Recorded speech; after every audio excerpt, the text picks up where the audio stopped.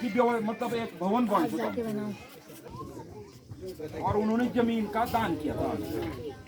वहाँ पे निर्माण कार्य भी शुरू हो गया। मैंने फाउंडेशन 2 साल सन मार्च 2019 से जब ये कोरोना हुआ था 19 में हमने फाउंडेशन डाल रखी है वहाँ। और उसके लिए हमारे श्रीधर चाचा जी, इनकी प्रेरणा से इन्होंने जो है, चाचा जी ने कितने रुपए दिए थे उस समय? 31,000 रुपए दिए थे। ठीक। तो आपने सबको मतलब मोटिवेट किया था और चाचा हमको 31,000 रुपए मिले थे और चंडी प्रसाद चाचा जी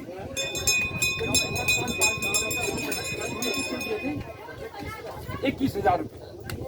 और कुछ हमारे पास जो है तो यहाँ पर को भी अभी भेंट देता है, सबका अंशदान लेकर के हमने वहाँ पे फाउंडेशन तो डाल दिया।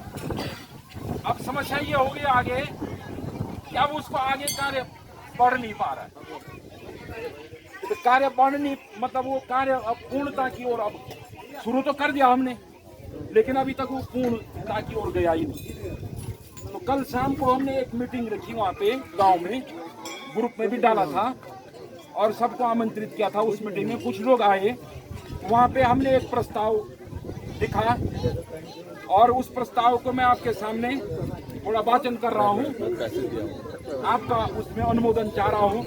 तो मैं पढ़ के उस प्रस्ताव को आपको सुनाता हूँ। आज दिनांक थोड़े से शांत हो जाता है, बात मतलब 22 को नासूद वैदिक पुस्तकालय एवं संग्रहालय उसका नाम दिया उस भवन के। विचार यह है कि उस भवन में हम कुछ महापुराणों को रखें। भाई ब्रह्म कोटि का गांव है, उसमें कुछ ग्रंथ रखें, महापुराण रखें और उसमें जो है कुछ संग्रहालय पुस्तकें जो भी हैं, धार्मिक पुस्तकें, उनको उसमें रखें हम, हस्तलिखित जो भी है, ऐसा कुछ विचार है। तो उसके संबंध में कल शाम को थोड़ा बैठक हुई। तो उस बैठक में जो हमने प्रस्ताव लिखा था उसको मैं आपके सामने पढ़ रहा हूँ। आज दिनांक 10 जून 2022 को नाथबुद्ध वैदिक पुस्तकालय एवं संग्रहालय भवन निर्माण हेतु आवश्यक बैठक का आयोजन किया गया, जिसमें निर्माणाधीन नाथबुद्ध वैदिक पुस्तकालय एवं संग्रहालय के लिए वित्तीय संग्रहण पर चर्चा की गई। इस भवन पर लगभग 10 से 12 लाख रुपयों का आंगन अनुमानित है। लगभग 10 से 12 लाख रुपए लगेंगे उसमें, क्योंकि उसकी जो लंबाई चौड़ाई है लगभग 34 फुट वो लंबा है, माने जो छत होगा, और लगभग 14 फुट की चौड़ाई उस छत की होगी। आर्थिक सहयोग के लिए इस बैठक में निम्न सम्मानित भाई बंधुओं द्वारा आर्थिक सहयोग की घोषणा की गई। वहाँ पर जितने लोग मीटिंग में थे, कुछ भाई लोगों ने वहाँ पे अपनी तरफ से घोषणा कर दी। इस बैठक में सभी भाई सक्षम भाई बंधुओं से अपेक्षा की जाती है कि अपनी आर्थिक सामर्थ्यानुसार वित्तीय सहयोग प्रदान करने की कृपा करें। 11,000 रुपया पुनः श्री चंडी प्रसाद कांडपाल जी, 21,000 उन्होंने पहले दे रखे। तो मैं सबसे मिलेगा ना, सब उनका से स्वागत करेंगे। 11,000 रुपये हमारे चाचा श्री दिनेश चंद्र कांडपाल जी ने भी वहाँ पे घोषणा की है कि इस कार्यक्रम देंगे। 11,000 रुपये मैं स्वयं राजेंद्र प्रसाद कांडपाल मैंने घोषणा की, मैं भी जो हूँ उसमें अनुदान करूँगा। 11,000 रुपये सुभाष चंद्र कांडपाल पुत्र श्री पुष्पानंद कांडपाल, उन्होंने घोषणा की। 5,000 रुपये मदन मोहन कांडपाल ने घोषणा कर रखी है।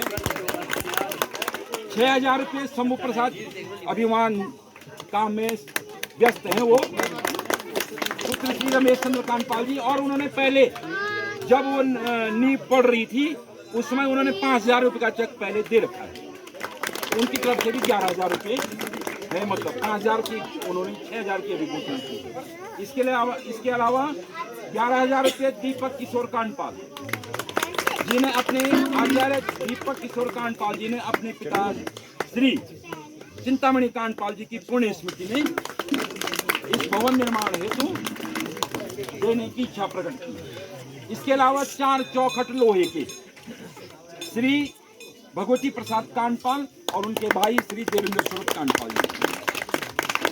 11,000 रुपये श्री विवेक कांडपाल, जिनके ऊपर उस भवन निर्माण की जिम्मेदारी है। 11,000 रुपये श्री नीलकंठ कांडपाल जी ने।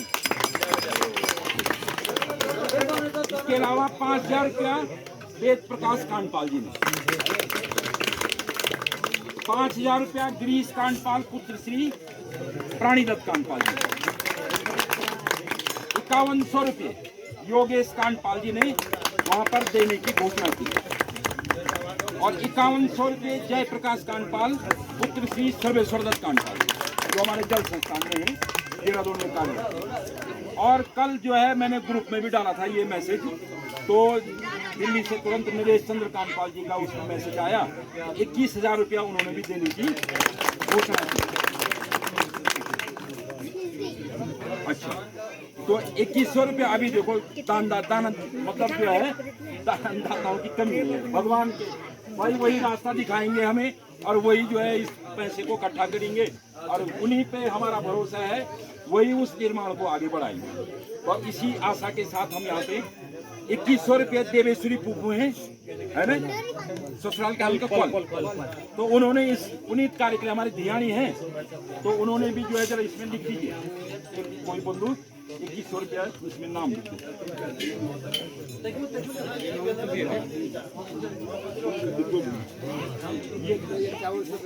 अच्छा। अब 2100 रुपये पहले ये लिखिए।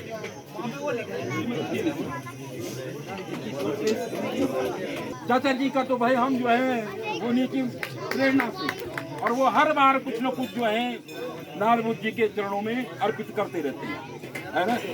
मैंने देखा जब भी यहाँ पे पूजा होती है श्रीधर जी जो है यहाँ पे कुछ न कुछ जरूर मतलब प्रदान करते रहते हैं। 5100 रुपये आज जो है पुनः 21,000 पहले दे रखे हैं, ये 5100 रुपये पुनः जो है उन्होंने इस कार्य के लिए यहाँ पर तुम यही मत चक्कर मारो जब पूजा भी करो ना। अरे वही पूजा भी भजन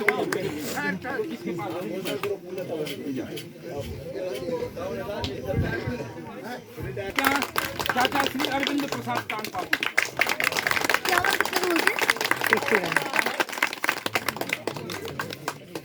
तो मेरा कहने का मतलब जो है, क्योंकि इस काम को हमने वैसे हम जो है कहीं मतलब सरकार से भी ले सकते हैं मांग के, लेकिन हम नहीं चाह रहे हैं कि जो है हम कहीं सरकार का फंड लेकर के इसको करें। तो आप लोगों से निवेदन है अपनी सामर्थ्य अनुसार, जिसकी जितनी सामर्थ्य है अपनी सामर्थ्य, ये नहीं हम ये नहीं करें कि एक ही समय में तुम जो है 21,000 रुपया दो। जिसके पास जो है हो सकता है 6 महीने में जो है कोई 1100 दे दे, 2100 दे दे। तो इस कार्य के लिए सबसे प्रार्थना है और चाचा जी की तरफ से जितने भी यहाँ पर सबकी तरफ से नौजवानों से भी अपेक्षा है इस काम को बढ़ाने के लिए आप लोग जरूर आर्थिक सहयोग करने के लिए। ये एक छोटा सा प्रस्ताव था। और जरा चाचा जी भी तो शब्द बोलना चाह रहे हैं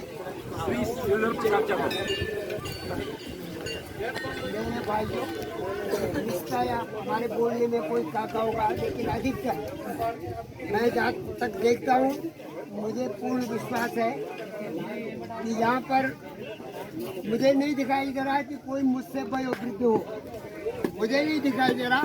और यदि कोई है तो मैं उसके चरण बंधन करूंगा और बाकी को आशीर्वाद दूंगा। मेरी उम्र है 83 साल, 83 पे मैं चल रहा हूँ। इससे ऊपर कोई ऊपर हो तो मैं उनके चरणारविंद करता हूँ और बाकी को आशीर्वाद।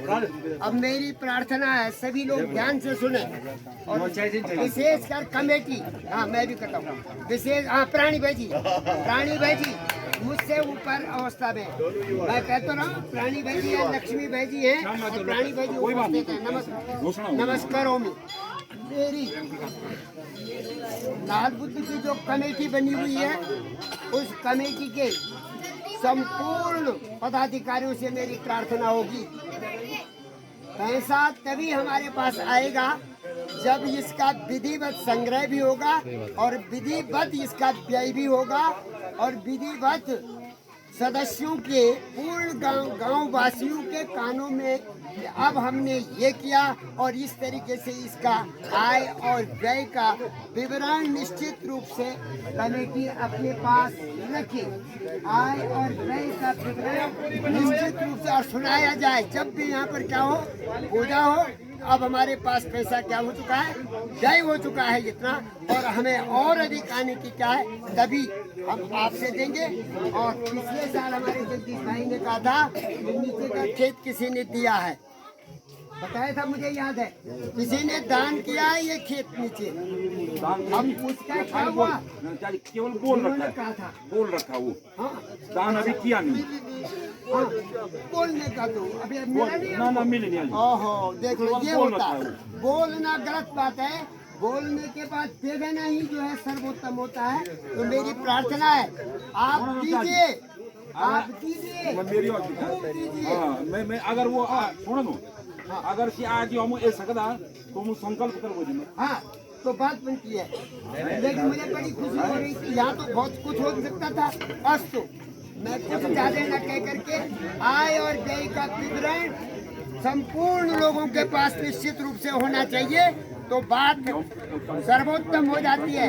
अन्यथा सभी को मुझसे बड़े प्रणीत भाई साहब हैं और मैं कहने में इस समय हूँ, आशीर्वाद है। स्वस्ति न इंद्रो वृद्धः सर्वाः, स्वस्ति न पूषा विश्ववेदाः, स्वस्ति न स्तार्क्ष्यो करिष्यन्ति, स्वस्ति न बृहस्पतिर् ददातु। सब कल्याणकारी रहें और दीर्घायु को प्राप्त हो, स्वस्थ हो, आपका परिवार स्वस्थ है।